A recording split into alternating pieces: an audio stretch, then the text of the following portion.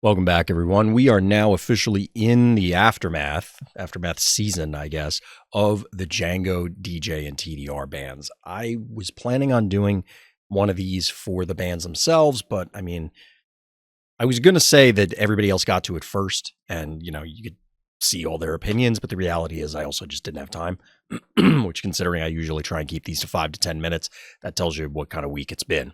Now, part of the reason that I didn't have time is I actually went to my first event, which was merely a few days after the announcement at Red Caps. And you can check out the live stream for that. I'm going to do a recap both on what I played as a video, as well as a video on the top 8 as a whole. We had a very diverse top 8, and that's actually what I wanted to talk about as a kind of segue from the bans. So it got posted into a number of places, the results, that is, and among the responses, the most prominent one, and really the first ones that constantly came up, were, wow, what a diverse top 8. Now, what are we talking about here? I'm not going to go into it a lot, but we basically had 8 different decks available. I was on Vader Yellow, ended up top 8ing. I was first in the Swiss, and then just played a nightmare matchup in the round of 8. It happens. I'm not a huge fan of this meta right now, and I've said it openly that I wish we were still playing the Django meta more than I am for this one, at least the way it's shaping up. Now, there's still a lot of time, and that probably sounds like an insane opinion to people, so I'm going to clarify it here. I like settled metas, so I was already inherently going to dislike this because I like knowing what I'm going to run into.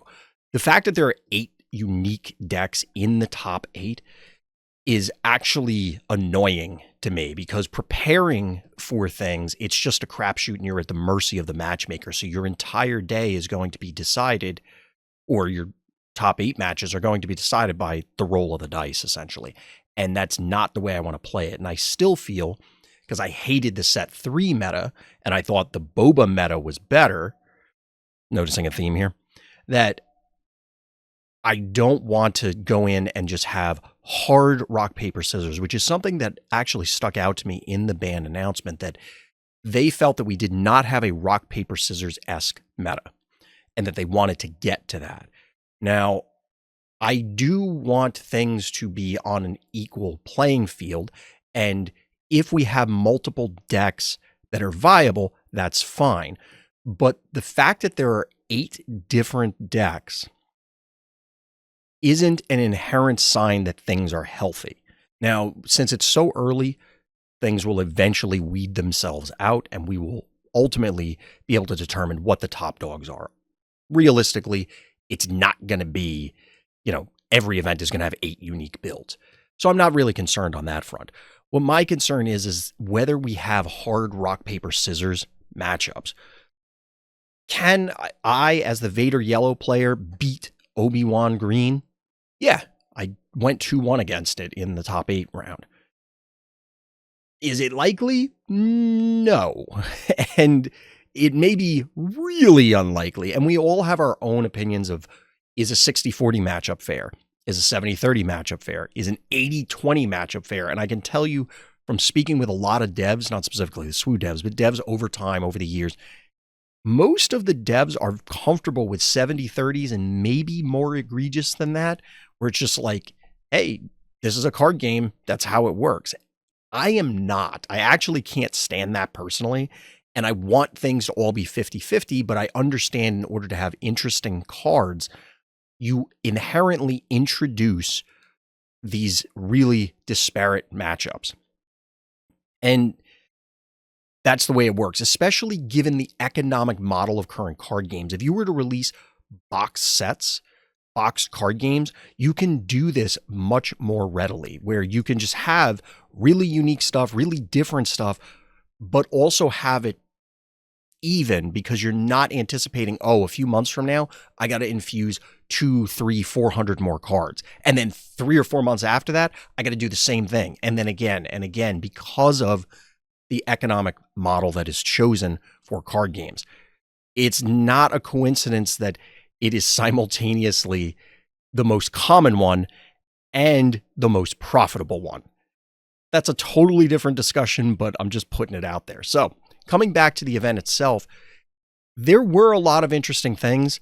I'm looking forward to Richmond to see what solidifies. This is a local.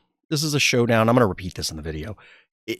It's a snapshot, but anything can happen at these events. And it's a short enough event that you're not going to weed out the variance. Like if somebody just has a hot streak for 5, 6, 7 rounds in a row, they're going to. And that the only reason we had 7 rounds, I mean, we had 5 rounds of Swiss. We had 8 technically for the finals, is you count the top 8 rounds. And that's not to take anything away from the winners, but like sometimes you hit a hot streak, you hit a winning streak. Now, aside from that, general meta-wise, I do think that there's going to be more blue-green heroes, not just because of Stevie Getz from the KTOD team performing so well with Luke, but I think a lot of people just want to play that. It seems to be a popular archetype among a lot of the player base. It doesn't have to be Luke. It could be Obi-Wan. It could be Yoda. It could be whatever. And that is also in the category of things I'm going to hate. I think those gameplay loops in those games are miserable. It simultaneously feels like everything and nothing matters.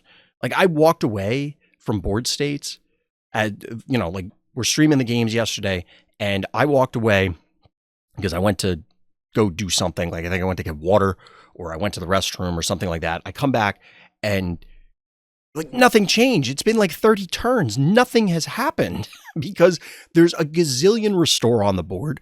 You have the effective removal and you have a billion sentinels. And it's just like, this is watching a very high powered draft game, which personally I always throw this out there. I drafted Magic for like 10 years straight because that's what my local store wanted to do.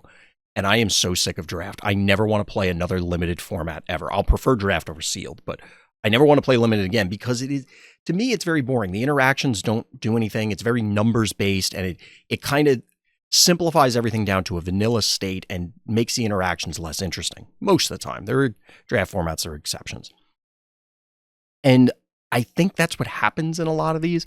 I've been trying to really, and I haven't quite done it, get my head around why I don't like blue-green hero as a matchup, either playing into it or the mirror or anything like that. And most of the time, I think it is simply because it just ends up feeling like nothing matters.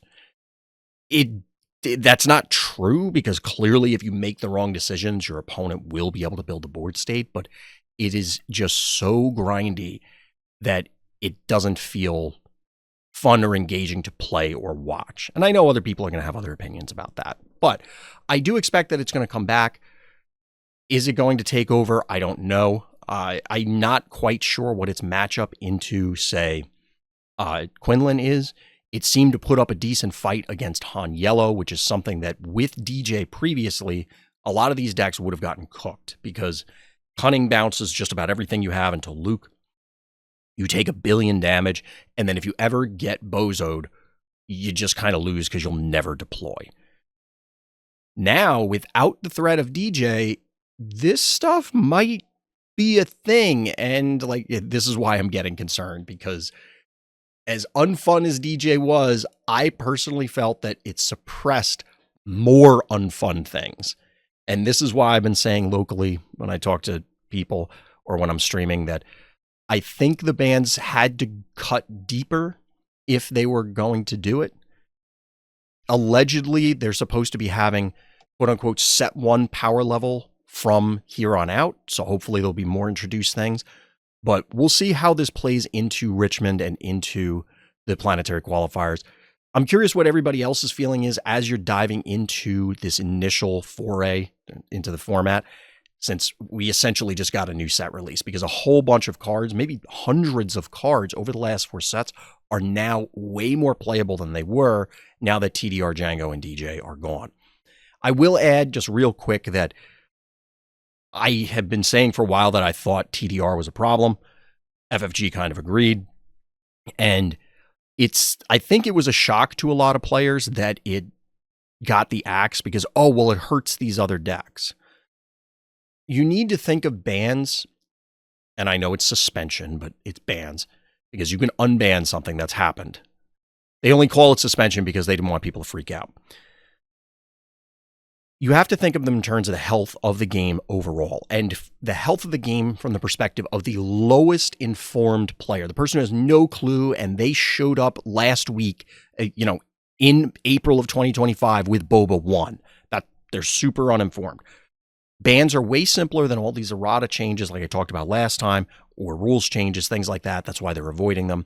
Additionally, TDR specifically, even though it propped up weaker decks, and obviously they took a hit, if those decks are entirely reliant on the slot machine that is TDR, I don't think it's healthy for them to be a meaningful component of the metagame.